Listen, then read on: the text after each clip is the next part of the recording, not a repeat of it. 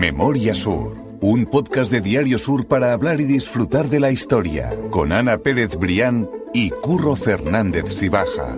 Espacio patrocinado por Cajamar, banca cooperativa. Hola Ana, ¿qué tal? Hola Curro, buenos días. Vamos a poner el broche a la segunda temporada de Memoria Sur, que lo hacemos también muy contentos porque el resultado de esta segunda temporada ha sido igual de bueno que la primera en cuanto a acogida, escuchas, aunque bueno, de eso ya hablaremos. Y hemos pensado que teníamos que acabar la temporada haciendo un recopilatorio de toda la historia o de muchas de las historias que hemos contado en esta segunda temporada para poner un poco de orden en esa cantidad de información que hemos dado durante prácticamente 12 meses. Pues los mejores momentos, Curro, como se suele hacer a final de temporada, de hacer ese repaso. Hombre, yo creo que merece la pena que después de 11 meses, que volvíamos el pasado mes de septiembre contando historias de Málaga, pues eso, recopilar las mejores historias y además hacerlo de una manera que a nosotros siempre nos encanta decir, y yo creo que en estos dos capítulos especiales se va a demostrar, de que la historia es circular. Totalmente. Se va a ver en todos esos capítulos que hemos recopilado, que creo que son 14, que los vamos a recordar, que todos están vinculados unos con otros, con lo cual la historia se va a contar muy, muy bien, de una manera muy natural y bueno, y además los que están al otro lado la van a recordar y también van a ser capaces de ir cosiendo, entre comillas, con nosotros todos esos fragmentos de historia que al final son los que nos construyen, ¿no? A mí particularmente la idea está porque cuando Curro y yo planificamos, que lo hacemos bastante a menudo, enseguida esto se lo estoy contando a nuestros oyentes, esa parte, esa trastienda del podcast, pues nos surgió la idea de los recopilatorios y enseguida vimos esa posibilidad de contar la historia como a nosotros nos gusta, ¿no? Como esa historia circular. Y entonces, bueno, en este primer capítulo lo veremos y ya en el último ya será la definitiva. Y nos despediremos hasta septiembre. Eso, vamos a hacerlo en 2 capítulos, así que vamos con el primer capítulo de ese recopilatorio de toda esa historia circular de la segunda temporada de Memoria Sur.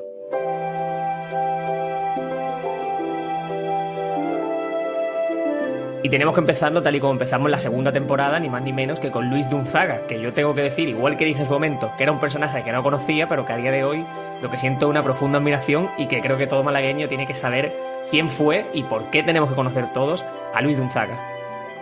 Así es, Curro. Bueno, uno de nuestros personajes más importantes, de hecho, hace relativamente poco el Ayuntamiento de Málaga le ponía una placa en la casa donde vivió en la Alameda. Bueno, y fue un tipo absolutamente singular. Fue militar de ascendencia vasca. Él nació en Málaga en el año 1717.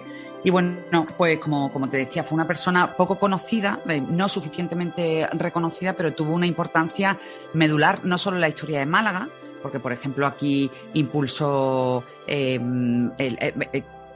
la obra de la Alameda, ¿no? O sea, él fue el que medió en la corte de Carlos III, eso lo hemos contado en otro podcast, para que se pudiera hacer al fin esa gran avenida, sino que en la escena internacional jugó un papel absolutamente fundamental.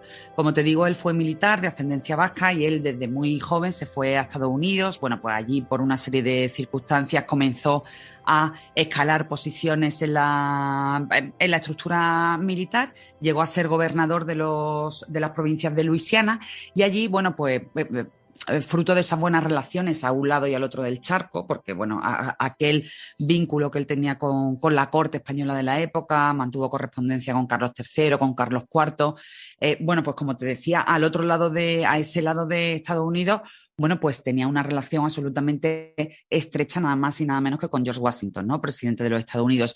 ¿Y por qué su importancia? Bueno, pues porque precisamente Luis de Unzaga fue el que le propuso, o el que de una manera casi inconsciente le propuso a George Washington la idea de que los Estados Unidos, que acababan de constituirse como independientes, se llamaran los Estados Unidos de América. Y aquello está recogido en una carta que encontraron los historiadores Fran Cazorla, Rosa García Baena y José David Polo Rubio, que recogen, como te digo, la carta en una biografía fabulosa de Luis de Unzaga y se ve manuscrito en la letra del propio George Washington, como en una carta que le envía al malagueño, pues ya le da la enhorabuena por estar al frente de esos 13 Estados Unidos, que así es como se recogía la Declaración de Independencia, pero Luis le añade americanos o de América. Entonces, bueno, pues a George Washington le parece muy buena la idea y en esa carta que el presidente le envía a su mano derecha, bueno, pues dice que es una buena manera de nombrar a los Estados Unidos. Claro, o sea, que el titular es ese malagueño que dio nombre Sí que le da, realmente a los Estados Unidos, que absolutamente. fue la primera persona que se refirió al país como Estados Unidos de América. O sea, que esa historia, pues eso, viene de un malagueño y teníamos que contarla y desde luego fue también de las más escuchadas en esta temporada y había que recordar esa Sí, figura. y después ya una vez que vuelve a Málaga, bueno, en Estados Unidos hizo muchísimas más cosas, fue el germen de la CIA, fue también uno de los responsables de que el dólar se implantara como moneda de cambio, es decir, una gran cantidad de logros. Bueno, capítulo, abro paréntesis, capítulo brevísimo, el Sábame, el 19, que como a nosotros nos gusta, 18-19, fue cuñado de Bernardo de Gálvez, Eso y es. además tuvieron una trayectoria bastante paralela en Estados Unidos porque estaban casados con dos hermanas que además le abrieron las puertas de la alta sociedad, como hemos contado muchas veces, con la hermana San Macent. Y bueno, y como te digo brevemente, en Málaga, cuando él volvió con 70 años, todavía le quedó tiempo y le quedaron ganancias para poner en marcha esa fabulosa construcción de la Alameda. Una Alameda que estaba todavía, pues eso, dando sus primeros pasos y que hoy donde se recoge esa placa que tú decías antes de la figura de Luis Gonzaga. Y precisamente hablabas de Bernardo de Gálvez, que era su cuñado, que fue quien le sustituyó como gobernador de Luisiana, y un tío de Bernardo de Gálvez, José de Gálvez en este caso, también estuvo por América, también tuvo una serie de negocios por allí, y allí es donde encontramos una conexión, como hablamos con otras historias que hemos contado en el podcast, como es el caso de Félix Solesio. Félix Solesio, que recordemos que hizo uno de los negocios también más importantes de la época, hablando precisamente con los Estados Unidos de América o con las Indias en ese momento, porque lo que hizo fue realmente construir un imperio a base de producir todas las cartas, los naipes que se iban a destinar hacia esas tierras. Bueno, se podría decir el castillo de naipes, ¿no? El palacio de Totalmente. naipes del bueno de Félix Solesio, que, bueno, desgraciadamente al final de su vida fue derribado, ¿no? Como esa imagen que tenemos del castillo de naipes, pero que fue una persona absolutamente fundamental y además, como bien dices, curro en concurso con José de Gálvez, que conecta con nuestra anterior historia, pues porque precisamente fue tío de Bernardo de Gálvez, ¿no? Macharavillaya se convierte y durante ese siglo XVIII y XIX fue una plaza absolutamente determinante, ¿no? Y habría que reivindicar más el valor de Macharavillaya como una pieza imprescindible, sobre todo en el vínculo con América, ¿no? Entonces, bueno, como bien dice, Félix Solesio, de ascendencia italiana, se asienta en Málaga, buscando primero en Madrid, luego en Málaga, buscando ese sueño, ¿no?, de construir su fábrica de naipes. Conoce en Madrid a José de Gálvez, que por aquel momento es nombrado ya consejero de las Indias, ministro principal de las Indias por Carlos III.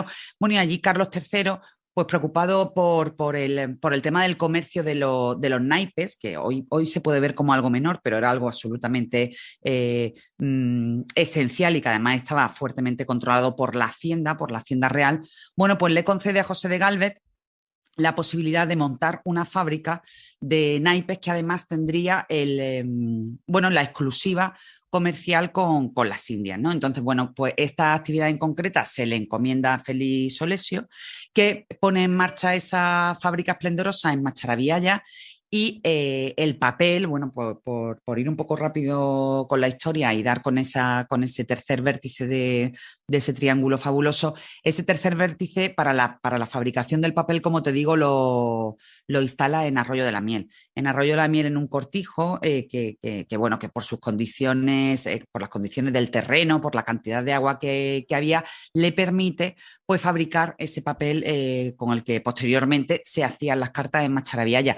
Y allí en Macharavillaya, bueno, pues se construyó una fabulosa fábrica a la que el señor Solesio se trajo ni más ni menos que a los mejores ilustradores y fabricantes de naipes de Italia, de su tierra natal, para que pusieran en marcha ese negocio. Fue floreciente y fue bien durante algunos años. Lo que ocurre es que, bueno, como pasa muchas veces, no se hicieron bien las cuentas entre la cantidad de naipes que tú tenías que fabricar y los naipes que realmente después vendían, ¿no? En aquel contrato que firmó José de Gálvez con Carlos III para el tema de los naipes, se estipulaba que tendrían que hacer 2 millones de barajas al año. Imagínate, eso es una auténtica barbaridad. Pero bueno, cuando se dieron cuenta los dos de que ya el negocio no iba tan bien, es que no se vendía esa cantidad de cartas, Curro. O sea, muchas de las cartas pues se estropeaban y se guardaban porque no se vendían, porque además ahí entró también en juego, y nunca mejor dicho, bueno, pues un poco la picaresca al otro lado del charco, ¿no? Carlos III puso en marcha esa iniciativa como manera de tener el monopolio, pero bueno, no se tardó mucho tiempo hasta que copiaron las barajas de cartas pues, en los países latinoamericanos y empezaron a negociar por su cuenta. Entonces, bueno, aquello fue pues la competencia desleal que fue la puntilla a todo ese castillo de naipes del bueno de Félix Solesio y José de Galvez, ¿no? A él le dio tiempo de todas maneras, porque ahora me preguntarás por su fabuloso palacio en Eso es, calle que es lo Granada, que la gente recordará. a construir ese palacio que ahora mismo todo el mundo tiene en la cabeza porque se ha convertido en un maravilloso hotel de 4 estrellas en pleno centro de Málaga. Y, y bueno, como te digo, desde ahí partían las cartas hacia el Nuevo Mundo. Y afortunadamente todavía nos queda la huella maravillosa de ese palacio, aunque Félix Solecio digo Solecio o Solesio, está recogido de las dos maneras, ¿eh? Bueno, no, tampoco lo disfrutó muchos años porque murió a principios del siglo XIX absolutamente acorralado por las deudas, y la familia tuvo que malvender casi todo el patrimonio, ¿no? Y aquel palacio terminó, con el paso de los años de muchas décadas, en manos de los marqueses de Larios de la época. Eso es, ese Palacio Solecio, que seguramente que es lo que a la gente le viene más a la cabeza por ese nombre. Está justo enfrente de la iglesia de Santiago, es un hotel a día de hoy de 4 estrellas, recientemente renovado y espectacular. Y tiene, a día de hoy también, un restaurante que es uno de los mejores de Málaga, que se llama Cábala, que tiene un sol de Repsol, o sea, quiero decir que está ampliamente reconocido por toda la comunidad gastronómica. Tú siempre tirando para tu lado gastronómico, Curro. Yo tengo que tirar por ahí exactamente para lo que me gusta. Y precisamente hablando de esa gastronomía, se me ocurrió ligar esa idea de la gastronomía con los vinos de Málaga. Con los vinos de Málaga, que quizás también son uno de los grandes olvidados, tanto dentro de la gastronomía, exactamente, además, de verdad. Tanto dentro de la gastronomía como dentro de la propia cultura malagueña, que son mucho más importantes de lo que pensamos, y sobre todo porque no es algo reciente, sino que los vinos en Málaga siempre han sido una auténtica referencia, una auténtica cultura dentro de la propia ciudad. Pues sí, además de verdad, y a ellos le dedicamos un capítulo especial, y como tú dices, la cultura del vino en Málaga ha estado profundamente arraigada. ¿Qué ocurre? Bueno, pues que desgraciadamente en el siglo XIX, con la plaga de filosera, con el abandono de las vides y con el éxodo de los pueblos a la capital, bueno, pues se fue, sobre todo el golpe de gracia de la filosera, pues se fueron abandonando todos esos viñedos. Pero es cierto que la provincia de Málaga vivió una época absolutamente esplendorosa, sobre todo en el siglo XVIII, hasta el punto de que esos vinos de Málaga llegaron a la corte de la mismísima de Rusia, de la zarina Catarina la Grande, justo. Que además decían que se tomaba todos los días una copita de vino de Málaga. Eso es, a buscarte la vida para llevar ese vino desde Málaga hacia imagínate. Rusia, hacia Zar, ni más ni menos. Y luego también una curiosidad que contamos en ese capítulo que a mí me llamó mucho la atención, el tema de que los propios musulmanes preparaban algo que ellos llamaban sharab al-malakí, que se traduce algo así como jarabe, ¿no? Como una especie jarabe de Málaga. Jarabe de Málaga, exactamente, y que ellos utilizaban realmente para abrir el apetito, pero que era esa fermentación de la uva que era el vino. O sea, que me pareció muy llamativo pensarlo con esa visión. Claro, ellos hicieron la trampilla, entre comillas, porque ya sabemos que en el Corán no está permitido el consumo de alcohol. Entonces, bueno, ¿qué hicieron ellos? Pues le pusieron jarabe, ¿no? Jarabe al vino. Algo que te cura. Y así, bueno, pues justificaban que antes de comer pues se tomaban una buena copita de jarabe o de vino de Málaga para abrir el apetito. Así sigue siendo con el paso de los siglos. Totalmente. Y muchas veces, ahora quizás está de moda el tomar el vino de Málaga porque es un vino dulce. En el postre, pero durante mucho tiempo se tomó también en el aperitivo. Incluso hay gente todavía que lo toma en el aperitivo. Totalmente. Ese capítulo a mí obviamente me gustó mucho. Yo quiero dejar simplemente la web citada, que se llama lagaresycortijos.wordpress.com, porque van a haber un montón de historias relacionadas con el vino en Málaga. Y eso también nos va a llevar a hablar a el problema que llegó a suponer el consumo de alcohol en Málaga durante también el siglo XIX. Y es uno de los capítulos más escuchados, porque no sé qué pasa, pero tanto a ti como a mí, como a los oyentes, les gusta escuchar cómo eran esos castigos, cómo eran esas cárceles, cómo eran esas peleas exactamente. Totalmente. En esa Málaga. Y precisamente uno de los capítulos más escuchados de la temporada también fue cómo castigaba la reina Isabel II, a los borrachos de Málaga. Bueno, es que aquel capítulo fue fabuloso. A mí me encantó conocer la historia, porque como tú dices, siempre los capítulos que mejor funcionan son o los de la represalia castigos, las torturas y bueno, ya después el capítulo social, que también hay que decir que funciona muy bien. Bueno, pues muy bien traído, Curro. Vamos de los vinos de Málaga a el vino peleón, y nunca mejor dicho, que se consumía en determinado tiempo de Málaga, en realidad durante muchísimos años, porque, vamos a poner el contexto, ya hemos hablado muchas veces que en el centro de Málaga no era, por supuesto, como hoy lo conocemos, sino que aquello era, sobre todo antes de la construcción de Calle Lario, pues un nudo absolutamente infecto de tabernas, tugurios, fondas, donde no había absolutamente, por supuesto, de una parte no había cero higiene y por otra parte pues había peleas por doquier durante todo el día y especialmente durante la noche. Ahí juega un papel absolutamente determinante el alcohol, bueno, y la revuelta y los ecos de los escándalos que se producían en Málaga por las noches fue tal que aquello llegó a los oídos de Isabel II, ¿no? Entonces, bueno, hay que recordar que la monarca reinó entre los años 1833 y 1868, como decimos, todavía no estaba construida la calle Lario. Bueno, y ella, absolutamente preocupada por lo que ocurría en Málaga, decide tomar cartas en el asunto a través de una de sus manos derechas, que se llamaba Melchor Ordóñez y Viana Cárdenas, que, como te digo, fue abogado y ministro y que se convirtió en gobernador de la ciudad, y uno de sus principales cometidos, precisamente por parte de la reina, fue decirle: mira, Melchor, tú con esto tienes que acabar sí o sí. Entonces, bueno, él puso en marcha un poco esas medidas un poco imaginativas para terminar con aquellos que, entre ellas, por ejemplo, estaba pues llevar a los borrachos, los llevaban durante una noche a la cárcel, que ya hay que recordar que no estaba en la Plaza de la Constitución, sino en San Rafael, porque ya aquella cárcel se había quedado a todas luces pequeña. Pues los llevaba allí, pasaban una noche en el calabozo, pero ¿qué ocurre? Que cuando dormían la mona y salían al día siguiente, volvían a hacer lo mismo. Otra de las medidas que se puso en marcha fue pues obligar a las tabernas, a toda esa serie de tabernas de garitos, a dispensar vino gratis a partir de las 10 de la noche. No, esa idea es buenísima. Claro, esa idea es buenísima, pero esa idea lo que hacía es: oye, mira, los garitos pensaban, si a partir de las 10 de la noche tenemos que dar vino gratis, ¿qué hacemos? Cerramos. Exactamente. Entonces, cerrado el garito, se termina la pelea, pero no, tampoco aquello surgió efecto Curro.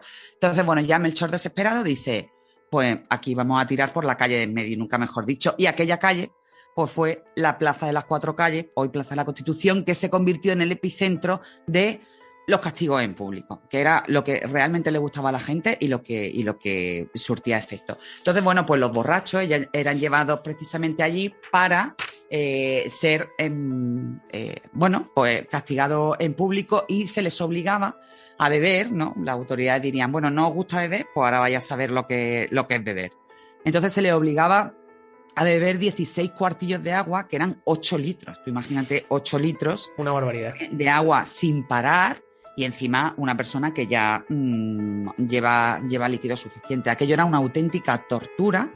Y bueno, y aquello también hemos contado muchas veces, aquello le encantaba a la gente, porque se remolinaba en los entornos de la plaza, y además aquello permitió también, por una parte, que los borrachos no volvieran a beber, o al menos no volvieran a montar follón, porque ya te digo que aquel castigo de verdad que era una auténtica tortura y se desarrollaba en medio de los lamentos profundísimos de los borrachos, sino que además tenía pues ese carácter ejemplarizante del que hemos hablado un montón de veces y que pretendían las autoridades, ¿no? Es decir, pues mira, vamos a castigar a esta persona en público, que lo vea la gente y le sirve de escarmiento a la persona que sufre el castigo y a todos los demás que ven lo que puede pasar con ellos si deciden pues montar el follón en las calles. Así que así se terminó, o al menos bajó bastante, el problema de los borrachos en Málaga.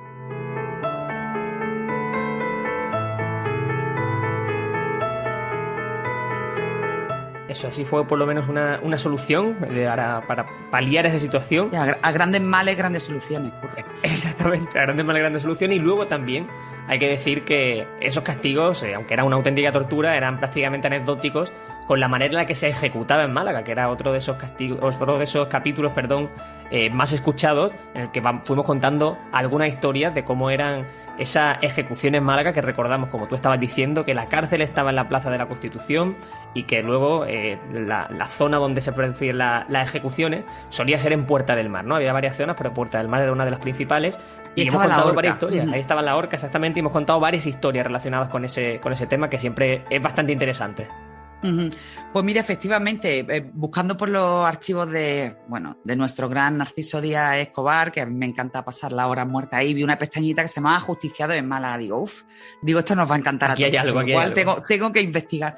Y efectivamente ahí recoge el gran Narciso Díaz Escobar, pues cuáles eran los castigos más atroces que se ponían en la Málaga de la época, ¿no? Estamos hablando del siglo XVI, XVII, incluso XVIII, ¿no? Donde funcionaba mucho el ojo por ojo y sobre todo vinculado, Curro, ya no solo al contrabando, al robo, al asesinato, sino al tema al tema religioso, ¿no? Por cualquier cosa, cualquier persona que realmente o que ajuraba de su religión, de la religión católica, y decidía abrazarse a otra religión, era considerada inmediatamente por las autoridades un prófugo, ¿no? Y un delincuente. Entonces, bueno, pues esas primeras historias que documenta Narciso Díaz Escobar sobre los primeros ajusticiados tienen que ver sobre todo con eso, ¿no? La primera que recoge es la de un pobre desgraciado que se llamaba Amaro Díaz, que bueno, que el delito que había cometido fue enrolarse en un barco pirata y renunciar a la fe católica y abrazarse a la protestante, ¿no? Entonces, pues, cuando llegó al puerto de Málaga, fue juzgado, bueno, juzgado entre muchísimas comillas, Ujú. ajusticiado, lo mataron en el mismo barco. Y ahí, bueno, pues se permitió después a las hordas de jóvenes que veían también con gran regocijo esa ejecución, pues arrastrar el cadáver por las calles de Málaga también como esa manera ejemplarizante, ¿no?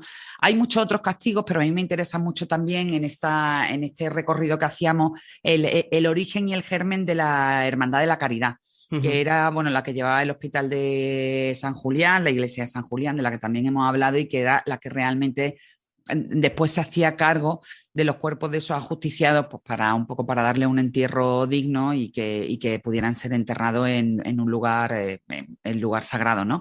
Que se enterraban en el entorno de la iglesia y del hospital.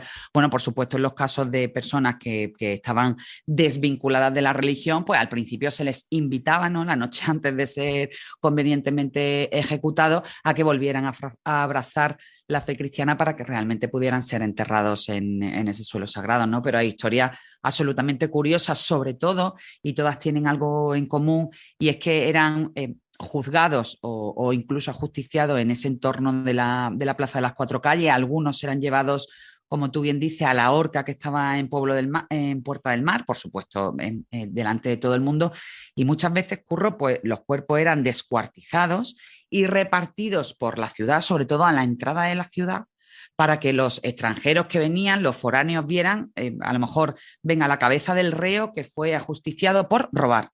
Y entonces, bueno, pues aquella cabeza a la entrada de la ciudad era el ejemplo de decir, ojo, tú vas a venir a esta ciudad, pero que sabes que si metes la pata o metes la mano, te va a terminar pasando esto, ¿no? Entonces, bueno, aquello era una auténtica barbaridad.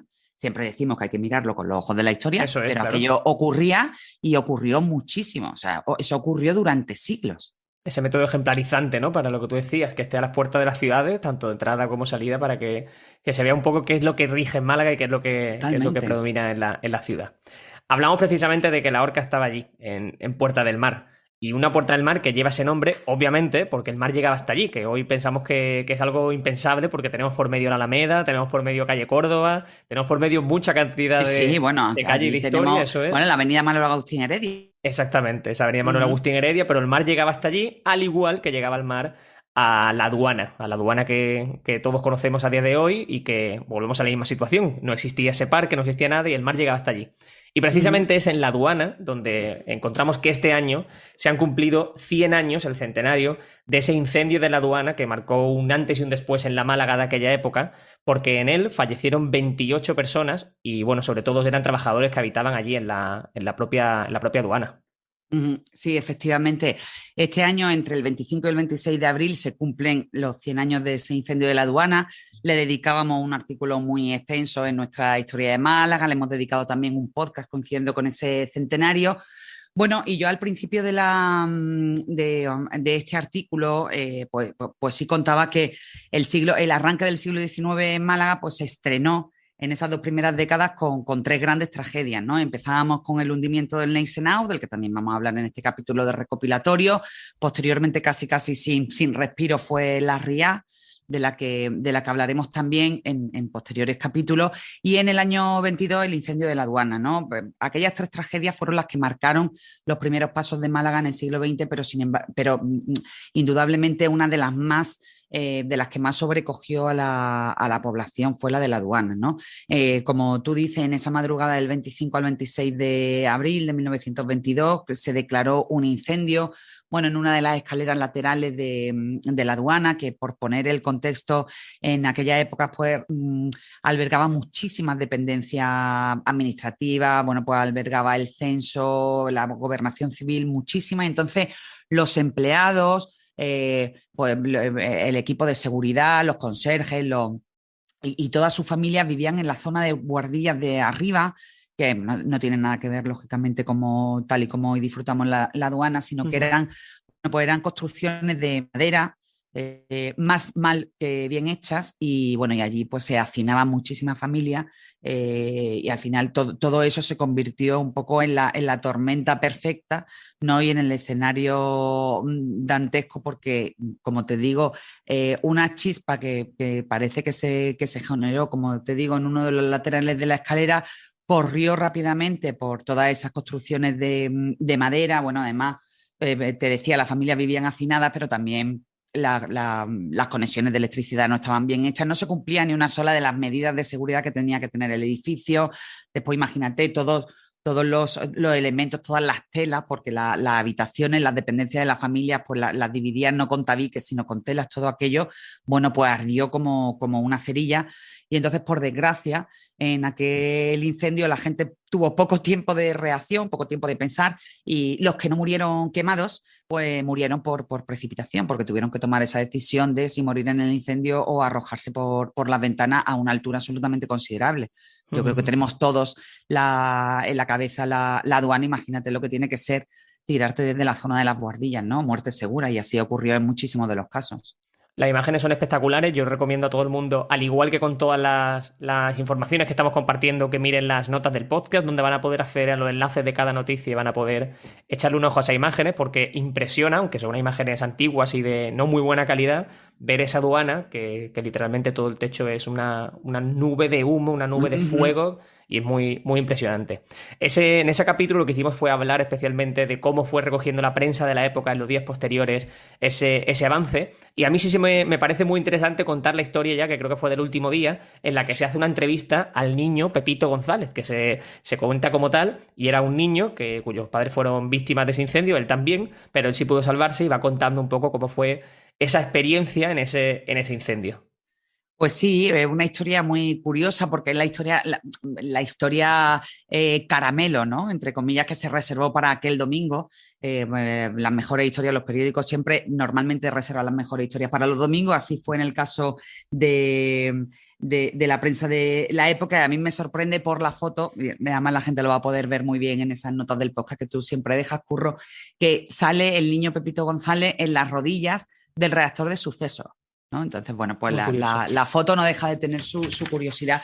Y efectivamente, bueno, este niño de 11 años era uno de los que se había arrojado desde una altura de 30 metros para esquivar las llamas. Él huyó vivía con su familia en la aduana, vivía con su madre, su padre, su hermano y su abuelo. Y bueno, y al final murieron sus 2 hermanas, su abuelo, y él se salvó con sus padres, ¿no? La madre y la abuela habían conseguido irse antes y escapar por la puerta principal, pero bueno, el padre y el abuelo, haciendo eso que siempre se hace y que nunca se debe hacer, que es recoger las 4 cosillas que tenían, pues se quedaron rezagados, y al final el padre pues tuvo que tomar esa decisión atroz de si intentar salvar a los niños por la escalera o arrojarlos, ¿no? En el caso de las 2 hermanas de Pepito, bueno, pues fueron arrojadas al vacío, saltaron ellas y no consiguieron sobrevivir, pero él sí consiguió sobrevivir con 11 años que tenía en aquel tiempo, y bueno, pues la historia que le cuenta al redactor de Sucesos, pues absolutamente desoladora, ¿no? y cuenta cómo el fuego se fue comiendo literalmente a una velocidad de vértigo pues todas las dependencias y los gritos de la gente. Aquella noche donde además todo el mundo estaba durmiendo, Curro, que la capacidad de reacción fue absolutamente escasa. Fue muy escasa y lo cuenta muy bien el niño, obviamente con su lenguaje de siendo un niño, pero que es muy interesante pararse a verlo y a leerlo, como cuenta esa historia el niño de Pito González. Pues Ana, vamos a parar aquí este primer episodio de los 2 recopilatorios que vamos a hacer para acabar la temporada. Nos vamos a quedar por esta zona de aduana, parque, puerto y ya Vamos a dejar una pista y además vamos a hacer que la gente piense por qué historia piensan que podríamos arrancar ese segundo recopilatorio. Si nos lo quieren dejar esta semana escrito, podemos hacer una especie de concursillo. Oye, pues puede estar muy guay por eso, porque como al fin y al cabo esto lo hemos cosido entre tú y yo viendo cómo podíamos hacerlo. Nada, pues aquí cosemos entre todos. Exactamente, que menos que nos digan ellos, que a ver qué creen que pueden hacer y cómo podemos seguir esta historia de Memoria Sur. Pues Ana, como siempre, mil gracias y nos escuchamos ya la semana que viene en el último episodio de la segunda temporada. Muy bien, gracias a ti, Curro, siempre. Memoria Sur es un podcast de Diario Sur. Escucha un nuevo episodio cada semana en iVoox, Spotify, Apple Podcasts y consulta las referencias de este episodio en diariosur.es.